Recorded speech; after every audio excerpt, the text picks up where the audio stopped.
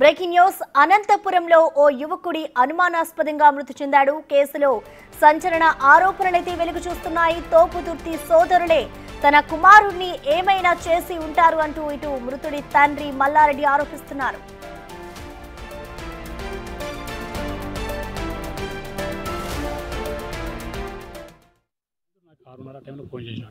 ఇట్లా బెదిరిస్తున్నాడు చంపుతాము ఇంతమంది రాని ఇట్లా రాజశేఖర రెడ్డి వాళ్ళంతా బెదిరిస్తున్నారు చంపుతామని ఏం కావాలేరో అన్ని ముత్తు మాటలు చెప్తారు. పక్కన కూడా ఫోన్ చేస్తుంటారు. వాళ్ళు శివుడు చంపలేరని చెప్పిన తోపుతుంది రాజశేఖర రెడ్డి. గొడవలు ఏం లేదు. గొడవలు మాకంటే కొంచెం వీళ్ళు లోకల్ లీడర్స్ మాట్లాడి మా భూములు కొంచెం ఆన్లైన్లో తీసేయడము, మా పిల్లల్ని నా కొడుకు ఏందో మాకు అన్యాయం జరిగింది పెట్టాల్సిన దగ్గర వాడము, నా కొడుకుని పోలీసులు పట్టించి చిత్రహింస పెట్టడము, ఇవన్నీ జరిగినా కూడా నేను కామ్గా ఉన్నాను అని ఇట్లా ఇబ్బంది. ప్రతి 4 ఏళ్ళు అయింది ఇదే ఇబ్బందులు పెడుతున్నారు వాళ్ళు.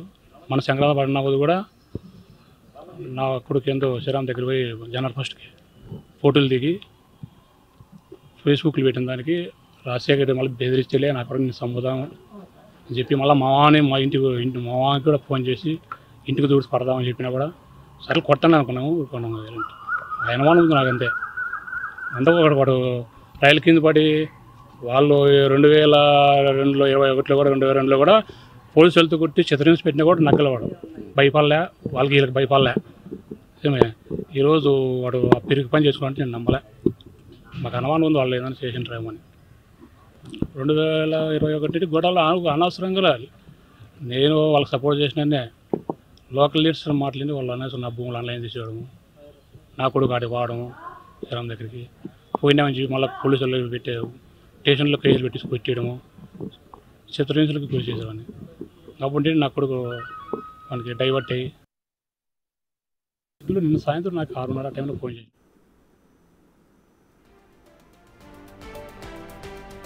ఇక దీనికి సంబంధించిన కంప్లీట్ అప్డేట్స్ ని మా ప్రతినిధి యోగానంద్ అందిస్తారు. యోగానంద్ చెప్పండి, ఇటు యువకుడి మృతికి సంబంధించి ఆయన తండ్రి కొన్ని ఆరోపణలు అయితే చేస్తూ ఉన్నారు. అసలు ఏం జరిగింది, అసలు ఈ ఘటనపై పోలీసుల దర్యాప్తు ఏ విధంగా ఉంది యోగానంద్? రైట్, అనంతపురంలో ఒక యువకుడి మరణం తీవ్ర కలకలం రేపుతోంది.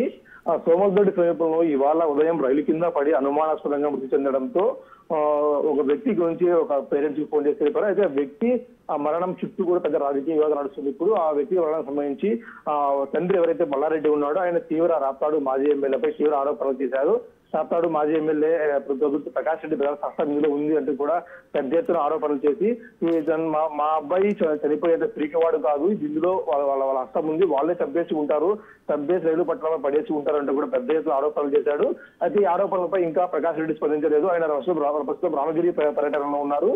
అక్కడి నుంచి వచ్చి మనం స్పందిస్తారని కూడా వచ్చి చూడాల్సిన అంశం. ఎందుకంటే రాజకీయంగా కూడా గత కొన్ని రోజులుగా వీరిద్దరితో కూడా ఈ తొగుర్తి మహేష్ అనే యువకుడు విభేదించాడని తెలుస్తుంది. 2021 నుంచి ఇద్దరి మధ్య గొడవలు ఉన్నాయని తెలుస్తుంది, తగాదాలకు గురవున్నాయని తెలుస్తుంది.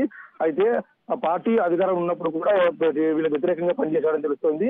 ఇటీవల జనవరి మొదటి సంవత్సరం రోజున బయట శ్రీరాములు కలిసి ఫోటో ఫేస్బుక్ లో పెట్టడంతో ఆ ఫోటో ఎందుకు పెట్టామంటూ కూడా తొగుర్తి ప్రదర్శన పెద్దవాడే రాజశేఖర రెడ్డి యువకుడికి ఫోన్ చేసి చంపేస్తామంటూ బెదిరించినట్టు కూడా తెలుస్తుంది.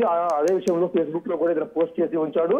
అయితే ఈ నిన్న కూడా నాన్నకు ఫోన్ చేసి నన్ను ఇక్కడ బెదిరిస్తున్నారు, చంపుతామని చెప్తున్నారు అంటూ కూడా నిన్న ఉదయం కూడా నిన్న సాయంత్రం కూడా ఫోన్ చేసిన తెలుస్తుంది. అయితే నిన్న సాయంత్రం కొంతమంది స్నేహితులతో కలిసి బయటికి వెళ్ళిన మహేష్ ఇవాళ ఉదయం పోయించిన సమయంలో రైలు పట్టాలపై వివిధ జీవుల పడి ఉన్నాడు.